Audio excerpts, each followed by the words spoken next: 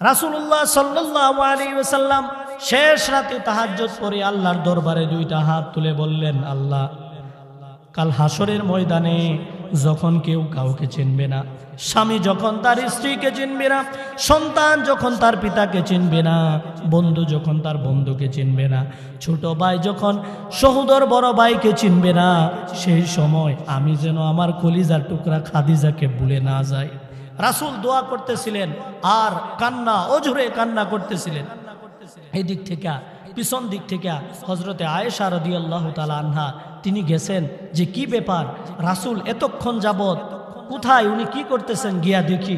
গিয়া দেখলেন রাসূল নামাজ পড়তেছে, উনার পিছনে নামাজ পড়লেন।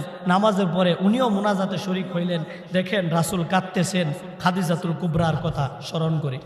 আমার নবী যখন কান্না করলেন, মুনাজাত শেষে হযরতে আয়েশা রাদিয়াল্লাহু তাআলা আনহা রাসূলুল্লাহ সাল্লাল্লাহু আলাইহি সাল্লামকে বলল, নবী গো, এরকম একজন বয়স্কা মহিলার জন্য আপনি কাঁদেন, যে মহিলাটা 40 বছর বয়সে বিবাহ হয়েছে, শুধু তাই নয়, তার আগে আরো 2টা বিবাহ হয়েছিল, আর আমি আয়েশা কুমারী মেয়ে, আমার কোনো বিবাহ হয় নাই, আমি যুবতী, আমাকে পেয়ে কি আপনি খুশি না?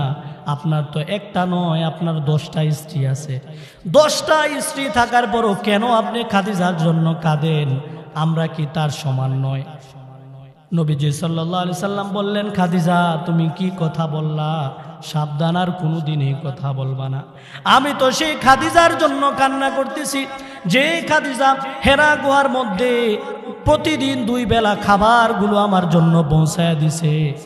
আমি যখন দিনের কাজ করে রাত্রেবেলা ঘরের মধ্যে পৌঁছতাম, দরজার মধ্যে নক করতে দেরি, আমার খাদিজা সাথে সাথে দরজা খুলে দিত।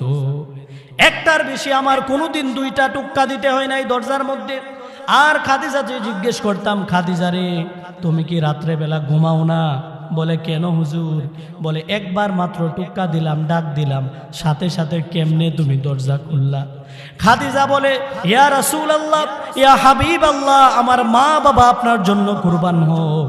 আপনি সারাদিন দিনের কাজে ব্যয় করেন, সারাদিন মানুষকে আল্লাহর পথে দাওয়াত দেন, রাত্রেবেলা আবার দরজার সামনে আইসা আপনি রাসূল যদি একবার ঠোকা দিয়া দাঁড়ায়া থাকেন, আমি খাদিজা যদি দরজা না খুলি, আপনি সারাদিন কষ্ট করলেন, রাতে আমার দরজার সামনে আইসা দাঁড়ায়া থাকবেন, আমি খাদিজা তা সহ্য করতে পারি না। এই জন্য আপনি যতক্ষণ পর্যন্ত ঘরের মধ্যে না আসেন, আমি খাদিজা দরজার মধ্যে হেলান দিয়া দাঁড়ায়া থাকি, কখন আমার পেয়ারা নবী আসবে। খাদিজা বলে দরজার মধ্যে টুক্কা দিবে, সাথে সাথে যেন আমি দরজা কইলা রাসূলের জন্য উপস্থিত হতে পারি। আল্লাহু আকবার। ওয়া নাস্তাঈনুহু ওয়া নাস্তাগফিরুহু ওয়া নু'মিনু বিহি ওয়া নাতাওয়াক্কালু আলাইহি ওয়া নাউযু বিল্লাহি মিন শুরুরি আনফুসিনা ومن سيئات أعمالنا من يهد الله فلا مضل له ومن يضلله فلا هادي له ونشهد أن لا إله إلا الله وحده لا شريك له الذي لا ضد له ولا ند له ولا حد له لا مثل له ولا مثال له ولا مثيل له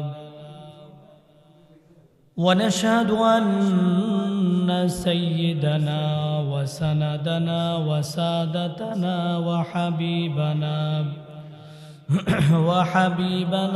وطبيبنا وطبيب قلوبنا ومولانا وأولانا محمدا عبده ورسوله صلى الله تعالى عليه وعلى آله وأصحابه وبارك وسلم تسليما كثيرا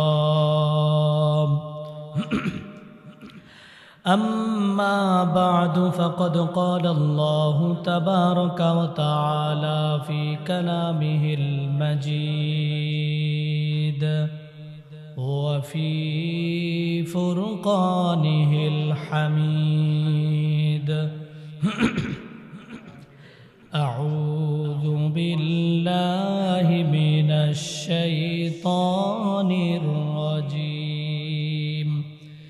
بسم الله الرحمن الرحيم سبحان الذي أسرى بعبده ليلا من المسجد الحرام إلى المسجد الأقصى الذي باركنا حوله لنريه من آياتنا إنه هو السميع البصير صدقت يا رب العالمين সকলে দুরূদ শরীফ পড়ে নি আল্লাহুম্মা সাল্লি আলা মুহাম্মাদিন ওয়া আলা আলি মুহাম্মাদ কামা সাল্লাইতা আলা ইব্রাহিম ওয়া আলা আলি ইব্রাহিম ইন্নাকা হামিদুম মাজিদ আল্লাহুম্মা বারিক আলা মুহাম্মাদিন ওয়া আলা আলি মুহাম্মাদ كما باركت على إبراهيم وعلى آل إبراهيم إنك حميد مجيد সকলে বলুন بلغ العلا بكماله كشف الدجى بجماله حسنت جميع خصاله सल्लु अलैहि व आलिहि मुझे कुछ मिले या न मिले मोहम्मद मिले यानी वो शै जिससे अल्लाह मिले बलगल उला बिकमालिहि कशफ الدجى بجماله حسنت جميع خصاله صلوا عليه وآله একটু মনের প্রশান্তির জন্য আল্লাহকে সন্তুষ্ট করার জন্য জিকির করে নেই লা ইলাহা ইল্লাল্লাহ জোরে লা ইলাহা ইল্লাল্লাহ لا إله إلا الله لا إله إلا الله शजर में हजर में तुई रंगबू है शजर में हजर में तुई रंगबू है जिधर देखता हो उधर तू ही ला इलाहा इल्लल्लाह ला इलाहा इल्लल्लाह ला इलाहा इल्लल्लाह ला इलाहा इल्लल्लाह ला इलाहा इल्लल्लाह মুহাম্মাদুর রাসূলুল্লাহ।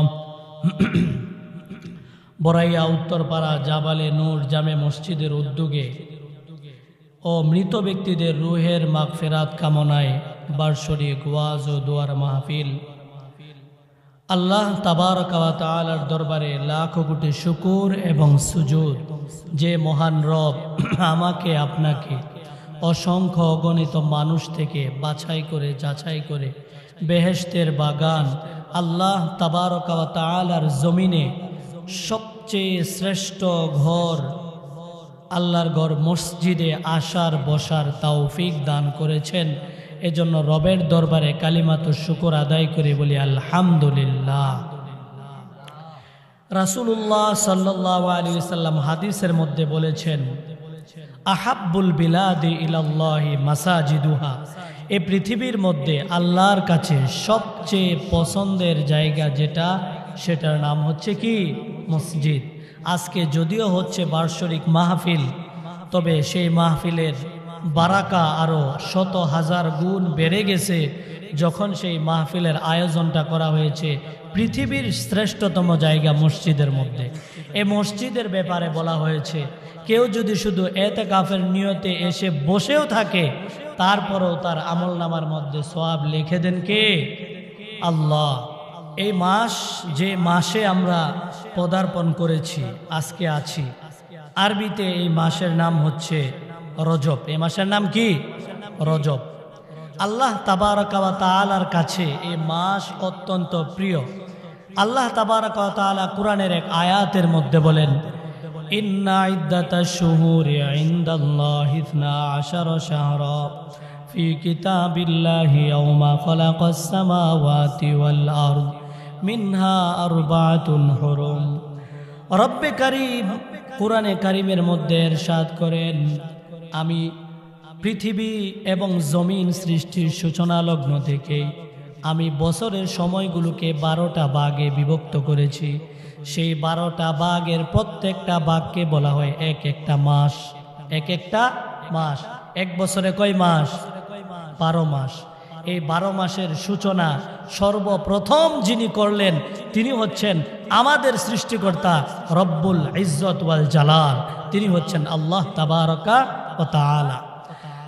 আল্লাহ তাবারাকা ওয়া তাআলা বলেন, এই 12টা মাসের মধ্যে সমস্ত মাস কিন্তু আবার একরকম না। যেরকম বাজার থেকে আপনি ফল কিনতে গেলে সমস্ত ফলের স্বাদ কিন্তু একরকম না। আনারসের স্বাদ একরকম, ডালিমের স্বাদ একরকম, আমের স্বাদ একরকম, জামের স্বাদ আরেক রকম, আবার কলার স্বাদ আরেক রকম। কি বলেন?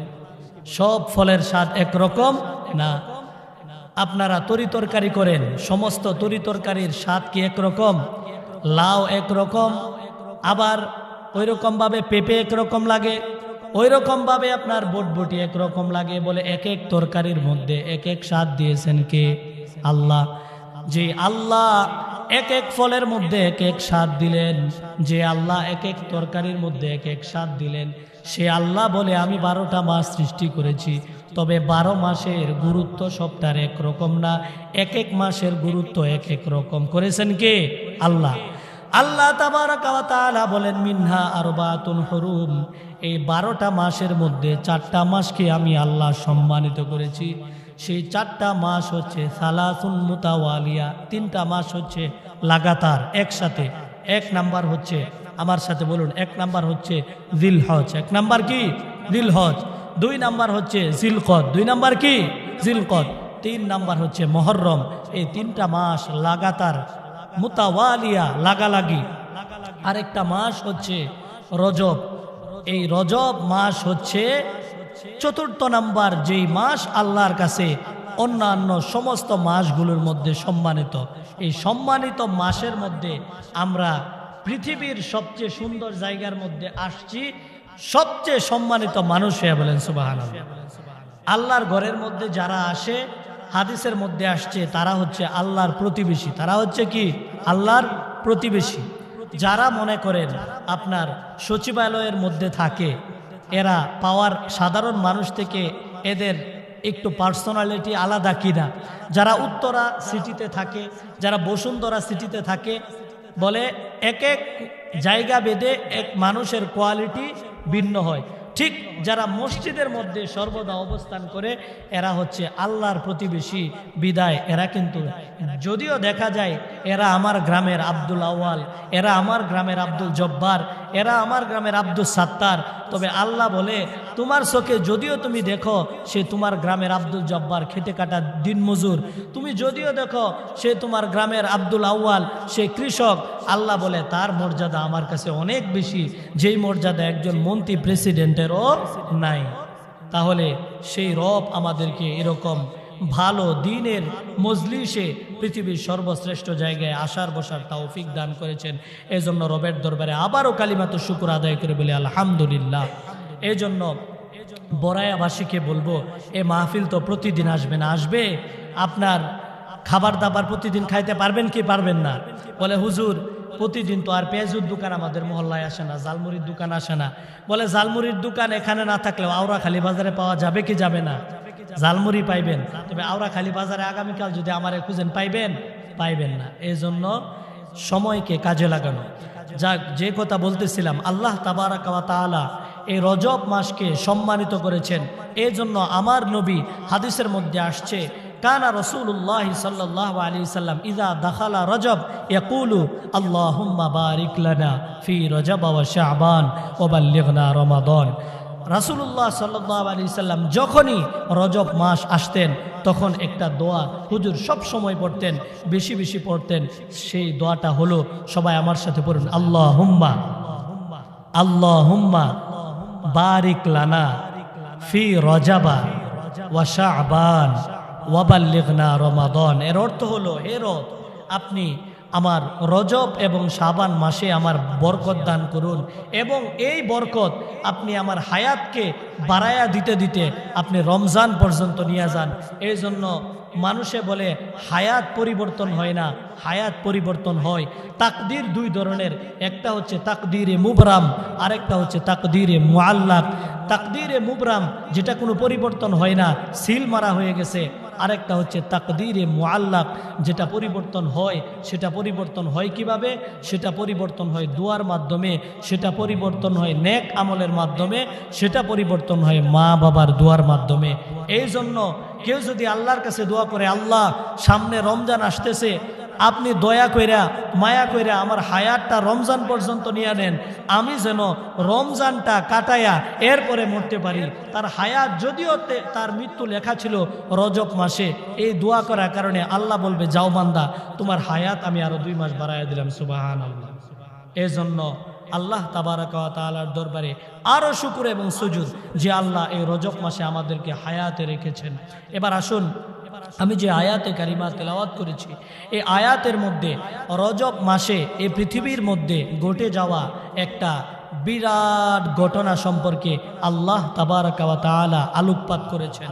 একটি বিরাট ঘটনা এই মাসে সংঘটিত হয়েছে, বিদায় আল্লাহ এই মাসের মান এবং মর্যাদা বাড়িয়ে দিয়েছেন। সেই ঘটনাটার নাম হলো রাসূলের মেয়ারাজের ঘটনা। সে ঘটনার নাম কি? রাসূলের মেয়ারাজের ঘটনা। রাসূলুল্লাহ সাল্লাল্লাহু আলাইহি ওয়াসাল্লামের জীবনে যতগুলো অলৌকিক ঘটনা মুজিজা সংঘটিত হয়েছে, সেগুলোর মধ্যে একটা হলো রাসূলের মেয়ারাজ। সেগুলোর মধ্যে একটা হলো রাসূলের মেয়ারাজ।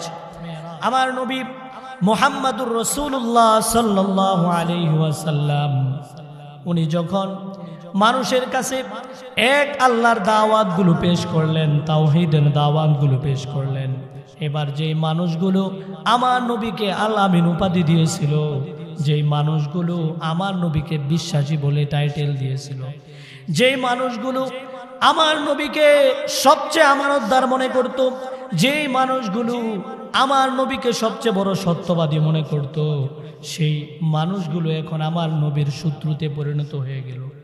সে মানুষগুলো এবার নবীকে বলতে লাগলো, সাহের, ও মুহাম্মদ তুমি জাদুকর। সেই মানুষগুলো যারা কিছুদিন পূর্বেও বলতো সবচেয়ে বড় বিশ্বাসী হলে তুমি মুহাম্মদ, সেই মানুষগুলো এবার বলে, মুহাম্মদ তুমি অনেক বড় জাদুকর, ও মুহাম্মদ তুমি অনেক বড় গণক, ও মুহাম্মদ আনতা বিমাজনুন তুমি অনেক বড় পাগল, তোমার সে পাগল আমাদের মক্কার মধ্যে আর নাই। কারণ কি? তিনি তাওহীদের দাওয়াত দিয়েছেন, তাদের ৩৩ কোটি দেবতার বিরুদ্ধে কথা বলেছেন। ৩৬০টা মূর্তি যা কাবা গৃহে স্থাপন করেছিল, সেগুলোর বিরুদ্ধে যখন কথা বলতে লাগলেন, তখন মুহাম্মদ আল আমিন উপাধি দিয়েছিল সেই মুহাম্মদকে এবার বলে, তুমি জাদুকর, তুমি পাগল, তুমি গণক। এরকম ভাবে রাসূলুল্লাহ সাল্লাল্লাহু আলাইহি সাল্লামকে বিভিন্ন প্রকার কটূক্তি করতে লাগলো।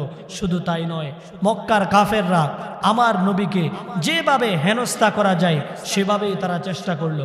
প্রথম পর্যায়ে আমার নবীকে তারা বিভিন্নভাবে মৌখিকভাবে গালিগালাজ করে দমানোর চেষ্টা করলো। আমার নবী আল্লাহর একত্ববাদের দাওয়াত দিয়ে যাচ্ছিলেন, সামান্যতম পিছপা হলেন না। এবার তারা মিশন পরিবর্তন করলো, এভাবে মুহাম্মদকে থামানো যাবে না। এবার তারা মিশনে নামলো, যে করেই হোক মুহাম্মদের এই একত্ববাদের মিশনকে বন্ধ করতে হবে। সেটার জন্য তারা নবীকে শারীরিকভাবে অত্যাচার করার জন্য তারা চিন্তা ভাবনা করলো। এদিকে নবীর চাচা আবু তালেব, যদিও সে ছিল কাফের, আবু তালেব কাফেরদেরকে ডেকে বলল, ওরে মক্কার কাফের দল, আবু জাহেল, আবু লাহাবের দল, আমার বাতিজা, আমার কলিজার টুকরা, 42টা বছর আমার বাতিজাকে আমার সাথে আমি আগলে রেখেছি। এই বাতিজার শরীরে যদি কেউ আঘাত করে, সর্বপ্রথম আঘাতটা আমার বুকের মধ্যে করতে হবে। এবার মক্কার কাফেররা চিন্তা করলো, এই মুহাম্মদকে যদি আমরা হত্যা করতে যাই, তাহলে মক্কার যে নেতা আবু তালেব, সে আমার বিরুদ্ধে চলে যাবে। আর আবু তালেব যদি বিরুদ্ধে চলে যায়, গোটা বনু হাশেম আমাদের বিরুদ্ধে চলে যাবে। আবু তালেব যদি বিরুদ্ধে চলে যায়, কারণ আবু তালেব তখন বয়স্ক মুরব্বী, তিনি যদি বিরুদ্ধে চলে যায়, তাহলে গোটা রাসূলের যে গোত্র বনি হাশেম, এরা সবাই বিরুদ্ধে চলে যাবে।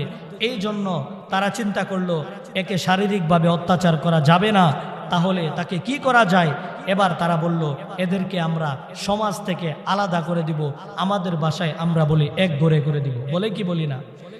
কেউ যদি সমাজের শৃঙ্খলা না মানে, তখন আমরা বলি একে আমরা এক ঘরে করে দিব। এদের সাথে আমাদের কোনো বিবাহের অনুষ্ঠানে এদেরকে দাওয়াত দিব না, কোনো মিলাদ মাহফিলে দাওয়াত দিব না, মসজিদে এদেরকে আসতে দিব না। বলে কি বলে না? বলে। অর্থাৎ সমাজ থেকে তাদেরকে বিচ্ছিন্ন করে দেয়। এবার মক্কার কাফেররা চিন্তা করলো, নবী মুহাম্মদ এবং তার অনুসারী আবু তালেব সহ যারাই তার অনুসরণ করবে, এই সবগুলাকে শিয়াবে আবু তালেবের মধ্যে এক ঘরে করে দেওয়া হবে। না বাহির থেকে কোনো খাদ্য ভিতরে ঢুকতে পারবে, না ভিতর থেকে কেউ বাহিরের লোকদের সাথে যোগাযোগ করতে পারবে। আমার নবী 3টা বছর সেখানে কারারুদ্ধ হইলেন। সাথে নবীর চাচা সাহাবীরা বলে, আমাদের খাবারগুলো এক পর্যায়ে শেষ হয়ে গেল, বাহির থেকে খাবারের কোনো ব্যবস্থা থাকলো না। যেই লোক আমাদেরকে দেখার জন্য আসতো, তাদেরকে তারা বলে দিত, সাবধান, মুহাম্মদ এবং তার পরিবারের সাথে যারা সাক্ষাৎ করতে আসবে, তাদেরকে আমরা সমাজ থেকে আলাদা করে দিব। এই জন্য বাহির থেকে কোনো মানুষ না তাদের সাথে সাক্ষাৎ করতে পারত। নবীর সাহাবীরা বলে, এক পর্যায়ে খাবারগুলো যখন শেষ হয়ে গেল, এবার আমরা গাছের পাতা এবং গাছের শিকড়গুলো খেয়ে আমরা জীবন যাপন করতে লাগলাম। ইবনে আব্বাস বলে, আমি নবী মুহাম্মদুর রাসূলুল্লাহ সাল্লাল্লাহু আলাইহি ওয়াসাল্লামের সাথে সেই শিয়াবে বনি আবে তালেবের মধ্যে ছিলাম। আমি দেখেছি মানুষগুলো ঘাস খাইতো, মানুষগুলো গাছের শিকড় খাইতো। গাছের শিকড় আর ঘাস খাওয়ার কারণে ছাগল এবং বকরির যেরকম পায়খানা হয়, মানুষের পায়খানাগুলো এরকম শক্ত হয়ে গিয়েছিল, কারণ তাদের কোনো খাবার ছিল না, খাবার ছিল ঘাস। ঘাস এবং লতা পাতা খেয়ে তারা 3 বছর পর্যন্ত সেখানে বয়কট ছিলেন, কারারুদ্ধ ছিলেন।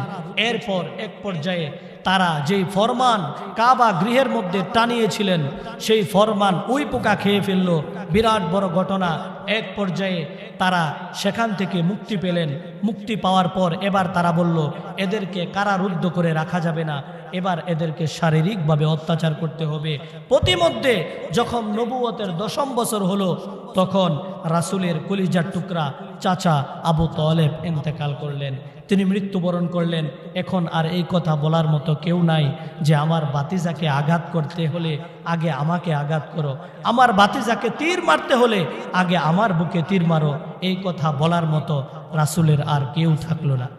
রাসূলের চাচা আবু তালেব ইন্তেকাল করলেন। শুধু তাই নয়, রাসূল আরো ভেঙে পড়লেন। তার চাচা ইন্তেকাল করলেন বেঈমান অবস্থায়। রাসূল মৃত্যু শয্যায় বললেন, চাচা গো, একটা বার আপনি বলুন লা ইলাহা ইল্লাল্লাহ মুহাম্মাদুর রাসূলুল্লাহ, আমি মুহাম্মদ আপনার জন্য আল্লাহর দরবারে সুপারিশ করব। বারবার বলার পর চাচা যখন কালিমা পড়ে না, এবার নবী বললেন, চাচা আমি বুঝতে পারছি, আপনি যদি মুহাম্মাদুর রাসূলুল্লাহ বলেন, তাহলে আমি আপনার ভাতিজা, হয়তো আপনার লজ্জা লাগবে। আপনার এটুক বলার দরকার নাই, শুধু বলেন লা ইলাহা ইল্লাল্লাহ, এটুক শুধু বলেন। আমার দায়িত্ব হচ্ছে আমি আল্লাহর দরবারে আপনার জন্য সুপারিশ করব।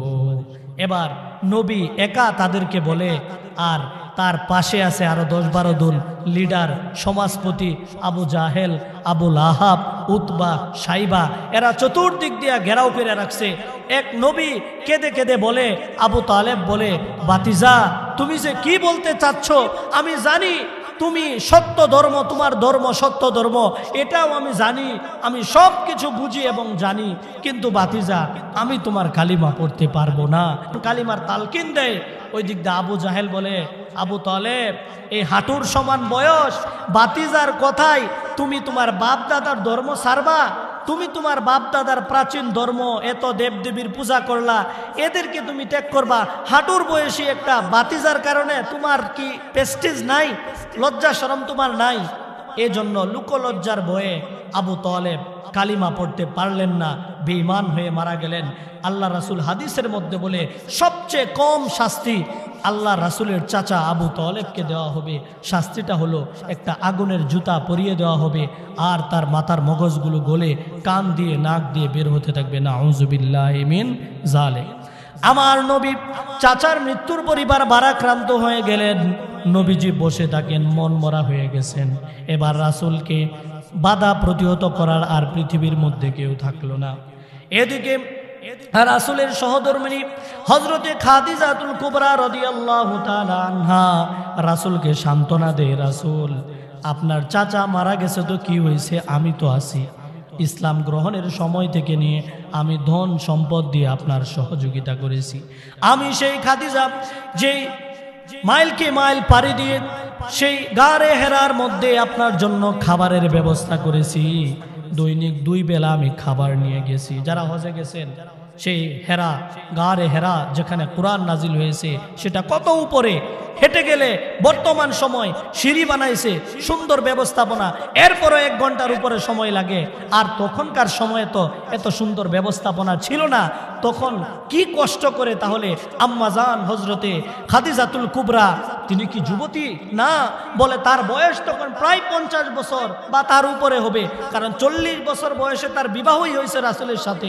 50 বছরের উপরে একজন মহিলা, উনি সেই 2 বার সেই গারে হেরার মধ্যে, পাহাড়ের মধ্যে উঠেছেন, রাসূলের খাবারের ব্যবস্থা করে দিয়েছেন। এই জন্য একবার রাসূলুল্লাহ সাল্লাল্লাহু আলাইহি ওয়াসাল্লাম শেষ রাতে তাহাজ্জুদ পড়ে আল্লাহর দরবারে 2টা হাত তুলে বললেন, আল্লাহ কাল হাসরের ময়দানে যখন কেউ কাউকে চিনবে না, স্বামী যখন তার স্ত্রীকে চিনবে না, সন্তান যখন তার পিতাকে চিনবে না, বন্ধু যখন তার বন্ধুকে চিনবে না, ছোট ভাই যখন সহোদর বড় ভাইকে চিনবে না, সেই সময় আমি যেন আমার কলিজার টুকরা খাদিজাকে ভুলে না যাই। রাসূল দোয়া করতেছিলেন আর কান্না, অঝরে কান্না করতেছিলেন। এই দিক থেকে পিছন দিক থেকে হযরতে আয়েশা রাদিয়াল্লাহু তাআলা আনহা তিনি গেছেন যে কি ব্যাপার, রাসূল এতক্ষণ যাবত কোথায়, উনি কি করতেছেন, গিয়া দেখি। গিয়া দেখলেন রাসূল নামাজ পড়তেছে, উনার পিছনে নামাজ পড়লেন। নামাজের পরে উনিও মুনাজাতে শরীক হইলেন। দেখেন রাসূল কাঁদতেছেন খাদিজাতুল কুবরার কথা স্মরণ করে। আমার নবী যখন কান্না করলেন, মুনাজাত শেষে হযরতে আয়েশা রাদিয়াল্লাহু তাআলা আনহা রাসূলুল্লাহ সাল্লাল্লাহু আলাইহি সাল্লামকে বলল, নবী গো, এরকম একজন বয়স্কা মহিলার জন্য আপনি কাঁদেন, যে মহিলাটা 40 বছর বয়সে বিবাহ হয়েছে, শুধু তাই নয় তার আগে আরো 2টা বিবাহ হয়েছিল, আর আমি আয়েশা কুমারী মেয়ে, আমার কোনো বিবাহ হয় নাই, আমি যুবতী, আমাকে পেয়ে কি আপনি খুশি না? আপনার তো একটা নয়, আপনার 10টা স্ত্রী আছে। 10টা স্ত্রী থাকার পরও কেন আপনি খাদিজার জন্য কাঁদেন? আমরা কি তার সমান নয়? নবীজি সাল্লাল্লাহু আলাইহি সাল্লাম বললেন, খাদিজা তুমি কি কথা বললা, সাবধান, আর কোনোদিন এই কথা বলবা না। আমি তো সেই খাদিজার জন্য কান্না করতেছি, যে খাদিজা হেরা গুহার মধ্যে প্রতিদিন 2 বেলা খাবারগুলো আমার জন্য পৌঁছায় দিছে। আমি যখন দিনের কাজ করে রাত্রেবেলা ঘরের মধ্যে পৌঁছতাম, দরজার মধ্যে নক করতে দেরি, আমার খাদিজা সাথে সাথে দরজা খুলে দিত। একটার বেশি আমার কোনোদিন 2টা টুক্কা দিতে হয় নাই দরজার মধ্যে। আর খাদিজাকে জিজ্ঞেস করতাম, খাদিজা রে তুমি কি রাত্রেবেলা ঘুমাও না? বলে কেন হুজুর? বলে একবার মাত্র টুক্কা দিলাম, ডাক দিলাম, সাথে সাথে কেমনে তুমি দরজা খুললা? খাদিজা বলে, ইয়া রাসূলুল্লাহ, ইয়া হাবিবাল্লাহ, আমার মা বাবা আপনার জন্য কুরবান হোক, আপনি সারা দিন দিনের কাজে ব্যয় করেন, সারা দিন মানুষকে আল্লাহর পথে দাওয়াত দেন, রাত্রেবেলা আবার দরজার সামনে আইসা আপনি রাসূল যদি একবার ঠোকা দিয়া দাঁড়ায়া থাকেন, আমি খাদিজা যদি দরজা না খুলি, আপনি সারা দিন কষ্ট করলেন, রাতে আমার দরজার সামনে আইসা দাঁড়ায়া থাকবেন, আমি খাদিজা তা সহ্য করতে পারি না। এই জন্য আপনি যতক্ষণ পর্যন্ত ঘরের মধ্যে না আসেন, আমি খাদিজা দরজার মধ্যে হেলান দিয়া দাঁড়ায়া থাকি, কখন আমার পেয়ারা নবী আসবে। খাদিজা বলে দরজার মধ্যে টুক্কা দিবে, সাথে সাথে যেন আমি দরজা কইলা রাসূলের জন্য উপস্থিত হতে পারি। আল্লাহু আকবার। হযরতে খাদিজাতুল কুবরা, রাসূল বললেন, ওরে আয়েশা, খাদিজাতুল কুবরা আমার এমন প্রিয় লোক, এই খাদিজাতুল কুবরার কথা আমি বলতে পারবো না। এমন কি আল্লাহর কাছে দোয়া করতেন, আল্লাহ যখন সবাই সবাইকে ভুলে যাবে, আমি যেন আমার কলিজার টুকরা খাদিজাকে না ভুলি। সেই খাদিজা রাসূলের চাচার 5 দিন পরে ইন্তেকাল করলেন। কয়দিন পর? 5 দিন। 5 দিন আগে চাচা ইন্তেকাল করলেন। রাসূল চিন্তিত হয়ে গেলেন। এবার সান্ত্বনা দেয় খাদিজাতুল কুবরা, 5 দিন পর খাদিজাও ইন্তেকাল করলেন। এর চেয়ে বড় ব্যথা আর রাসূলের জীবনে নাই।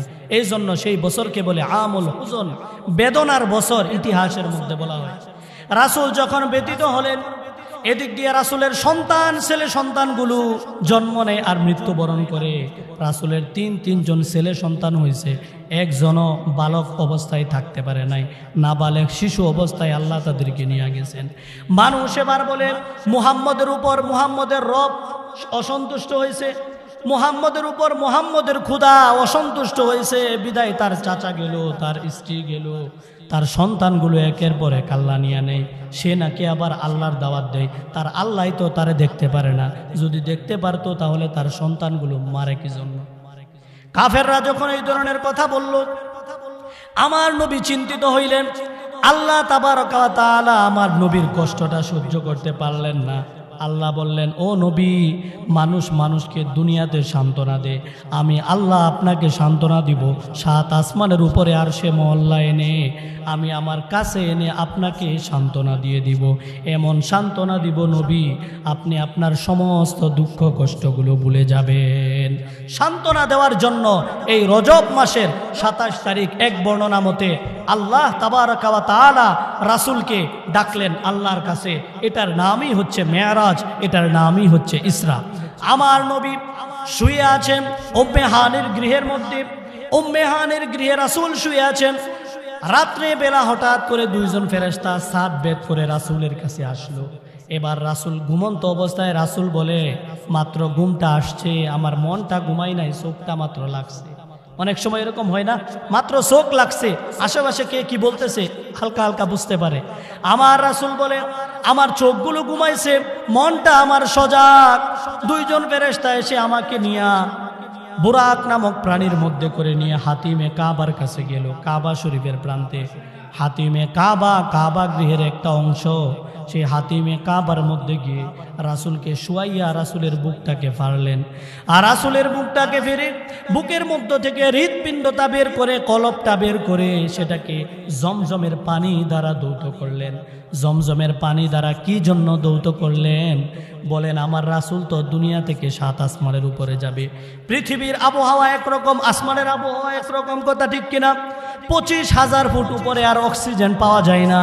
এই জন্য 29,000 ফুট উচ্চতা এভারেস্ট পাহাড়ে কেউ গেলে সেখানে অক্সিজেন নিয়ে যেতে হয়। এজন্য আল্লাহ রাসূল ঊর্ধ্ব জগতে যাবেন, সেটার জন্য কলবটাকে ধুইয়া রাসূল যেন জান্নাত জাহান্নাম দেখে ভয় না পায়, রাসূল যেন ফেরেশতাদেরকে দেখে ভয় না পায়, এই জন্য আমার রাসূলকে প্রস্তুত করলেন। কলবটাকে সাক্ষ্যে সদর করে কলবটাকে ধুয়ে এবার রাসূলুল্লাহ সাল্লাল্লাহু আলাইহি ওয়াসাল্লামকে সেখানে বুরাক নামক একটা প্রাণীতে চড়াইয়া বাইতুল মুকাদ্দাসের মধ্যে নিয়ে গেলেন। বাইতুল মুকাদ্দাসের মধ্যে নিয়ে গিয়ে সমস্ত নবীদের রূহগুলোকে সেখানে একত্রিত করলেন। একত্রিত করে রাসূলকে বললেন, ইয়া রাসূলুল্লাহ, আজকের দিনের ইমাম হওয়ার যোগ্যতা আপনাকে ছাড়া আর কেউ রাখে না। রাসূল যান, আপনি সমস্ত নবী এবং রাসূলদের ইমামতি করুন। এজন্য আল্লাহ রাসূলুল্লাহ সাল্লাল্লাহু আলাইহি ওয়াসাল্লামকে বলা হয় ইমামুল মুরসালিন, সমস্ত নবীদের ইমাম, ইমামুল আম্বিয়া, সমস্ত নবী এবং রাসূলদের ইমাম বলা হয়। আল্লাহর রাসূলকে সেই বাইতুল মুকাদ্দাস থেকে বুরাক নামক প্রাণীতে করে প্রথম আসমানে যখন গেলেন, প্রথম আসমানের ফেরেশতা গেট রক্ষক, দ্বার রক্ষী, তারা বলে কে আসছে? মান হাজা, কে আসলা? এই আসমানের গেট তো কারো জন্য আমরা খুলি নাই, ফেরেশতা ব্যতীত। কে আসতো? জিব্রাইল বলে আনা জিবরিল, আমি জিব্রাইল আগমন করেছি। এবার ফেরেশতারা বলে, যারা আকাশের দরজার দ্বার রক্ষী, তারা বলে ওমাম্মা, তোমার সাথে কে? রাসূল বলে আমার সাথে হচ্ছে পৃথিবীর শ্রেষ্ঠ মানব জনাবে মুহাম্মাদুর রাসূলুল্লাহ সাল্লাল্লাহু আলাইহি ওয়াসাল্লাম।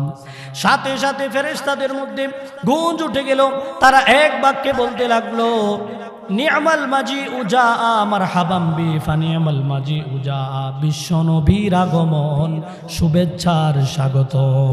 আমার নবী এবার প্রথম আসমানে গিয়ে সাক্ষাৎ হলো হযরতে আদম আলাইহিস সালাতু ওয়াস সালামের সাথে। দেখে আদম আলাইহিস সালাম একজন বয়স্ক মানুষের আকৃতি। জিজ্ঞেস করলেন রাসূল ও জিব্রাইল, এই বয়স্ক লোকটাকে? তিনি একবার ডান দিকে তাকায়, তিনি হাসেন, আবার বাম দিকে তাকান, তিনি কাঁদেন। বলে এই অবস্থা কি জন্য? ফেরেশতারা বলল ইয়া রাসূলুল্লাহ, তিনি হচ্ছেন আপনার পিতা হযরতে আদম আলাইহিস সালাতু ওয়াস সালাম। তিনি যখন ডান দিকে তাকান তখন কিয়ামত পর্যন্ত যত নেককার জান্নাতবাসী বান্দা আসবে তাদের ছবিগুলো তাকে দেখানো হয়। এই ছবিগুলো দেখা তিনি আনন্দিত হয়, তিনি হাসে। আবার যখন বাম দিকে তাকান কিয়ামত পর্যন্ত যত জাহান্নামী আসবে তাদের ছবিগুলো দেখে এই জন্য তিনি কান্না করে। রাসূল এবার সালাম করলেন তার পিতাকে। ফেরেশতারা বলে ইয়া রাসূলুল্লাহ, আপনি তো হলেন আখিরি নবী, বিশ্ব নবী, আপনি তাকে কেন সালাম করবেন? উল্টা আদম আলাইহিস সালাম আপনাকে সালাম করবে। রাসূল বলে ওরে ফেরেশতারা, আমি বিশ্ব নবী হতে পারি, সর্বশ্রেষ্ঠ নবী হতে পারি, আমারও তো একজন বাপ আছে, আছে নাকি নাই? তিনি আমার পিতা, আমি তার সন্তান, এই কারণে আমার তাকে সম্মান করতে হবে। রাসূলুল্লাহ সাল্লাল্লাহু আলাইহি ওয়াসাল্লাম তাকে সম্মান করলেন, সালাম দিলেন। এরপর দ্বিতীয় আসমানে গেলেন, সেখানে গিয়ে ঈসা এবং ইয়াহইয়ার সাথে সাক্ষাৎ হলো। তৃতীয় আসমানে গিয়ে হযরতে ইউসুফ আলাইহিস সালামের সাথে সাক্ষাৎ হলো। চতুর্থ আসমানে গিয়ে হযরতে ইদ্রিস আলাইহিস সালাতু ওয়াস সালামের সাথে সাক্ষাৎ হলো। পঞ্চম আসমানে হযরতে হারুনের সাথে সাক্ষাৎ হলো। ষষ্ঠ আসমানে হযরতে মূসা আলাইহিস সালাতু ওয়াস সালামের সাথে সাক্ষাৎ হলো। সপ্তম আসমানে সাইয়্যিদুনা ইব্রাহিম আলাইহিস সালাতু ওয়াস সালামের সাথে সাক্ষাৎ হলো। সেখানে গিয়ে দেখলেন হযরতে ইব্রাহিম একটা মসজিদে, যেটাকে বাইতুল মামুর বলা হয়, ৭০,০০০ ফেরেশতা সেখানে তাওয়াফ করে। প্রত্যেক দিন ওই ৭০,০০০ ফেরেশতা তাওয়াফ করে। কিয়ামত পর্যন্ত এই ৭০,০০০ ফেরেশতার সিরিয়াল আর একদিনও আসবে না। তাহলে কি পরিমাণ ফেরেশতা হতে পারে? হযরতে ইব্রাহিম আলাইহিস সালামের সাথে দেখা করে এবার তিনি একটা জায়গায় গেলেন, সেটার নাম হচ্ছে সিদরাতুল মুনতাহা। সেখানে গিয়ে এবার জিব্রাইল বলল ইয়া রাসূলুল্লাহ, আমি আর সামনে যাইতে পারবো না, এটাই আমার লাস্ট বর্ডার।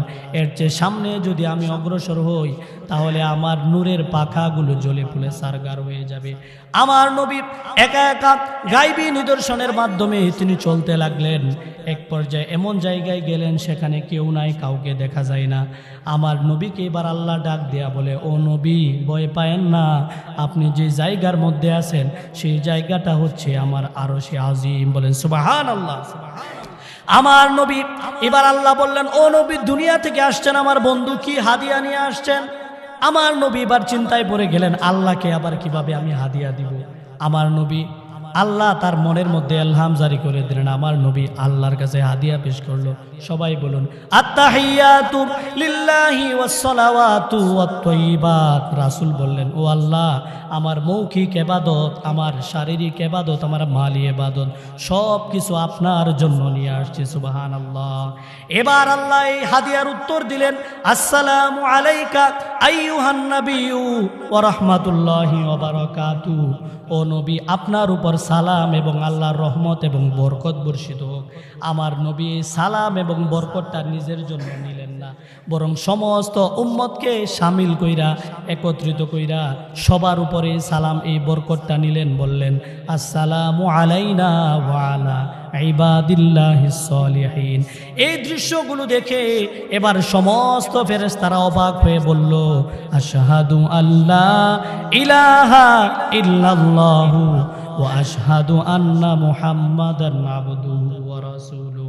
আমার রাসূল যখন চলে আসবেন তিনটা হাদিয়া আমার নবীকে দিলেন, যেহেতু সময় কম শর্ট করে দিচ্ছি। তিনটা হাদিয়া আমার নবীকে দিলেন।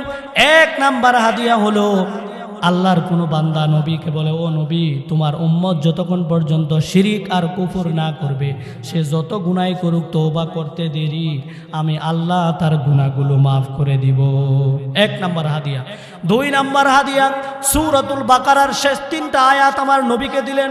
তিন নাম্বার হাদিয়া বললেন, ও নবী, আপনাকে 50 ওয়াক্ত নামাজ দিলাম। নবী এবার 50 ওয়াক্ত নামাজ পায়া খুশি হয়েছে, কারণ আসসালাতু মিরাজুল মুমিনিন, নামাজ হচ্ছে মুমিনের মেরাজ। আমার নবী ভাবলেন আমি একবার মেরাজ করেছি আর আমার উম্মাত দৈনিক 50 বার মেরাজ করবে, খুশি। এভাবে তিনি যখন ষষ্ঠ আসমানে আসলেন তখন হযরতে মূসা বললেন আপনার উম্মত এটা পারবে না, ইন্না উম্মাতাকা লা তুতিকু, আপনার উম্মত পারবে না, যান কমায়া আনেন। ইতিহাস জানেন, নবীজি যাইতে যাইতে তিনি 9 বার গেলেন, 9 বারে 45 ওয়াক্ত কমায়া শেষে 5 ওয়াক্ত আনলেন। আর আল্লাহ বললেন হাদিহি খামসা ওয়াহিয়া খামসুন, এই 5 ওয়াক্ত নামাজ যদি কেউ জামাতের সাথে ইহতিমামের সাথে পড়ে, আমি আল্লাহ তাকে 50 ওয়াক্ত নামাজের সওয়াব লিখে দিব, বলেন সুবহানাল্লাহ। এই জন্য যে কথাগুলো বললাম, এর মেরাজের সবচেয়ে বড় শিক্ষা হচ্ছে নামাজ। মেরাজের সবচেয়ে বড় শিক্ষা কি? নামাজ। মান আকামাস সালাহ ফাকাদ আকামাদ্দিন ওয়া মান হাদামাহা ফাকাদ হাদামাদ্দিন। যে নামাজকে ধ্বংস করে সে গোটা দিনকে ধ্বংস করে, আর যে নামাজকে ঠিক রাখে সে গোটা দিনকে ঠিক রাখে। এই জন্য আমার এই আলোচনা থেকে এত কিছু মনে রাখার দরকার নাই, একটা জিনিস শুধু আমল করেন, সেটা হচ্ছে 5 ওয়াক্ত নামাজ জামাতের সাথে ইহতিমামের সাথে আপনারা যারা আছেন পড়বেন তো ইনশাআল্লাহ। আল্লাহ তাআলা আমাদের সকলকে কবুল করুক। ওয়া আখিরি দাওয়ানা আনিল হামদুলিল্লাহি রাব্বিল আলামিন। আসসালামু আলাইকুম ওয়া রাহমাতুল্লাহি ওয়া বারাকাতুহু।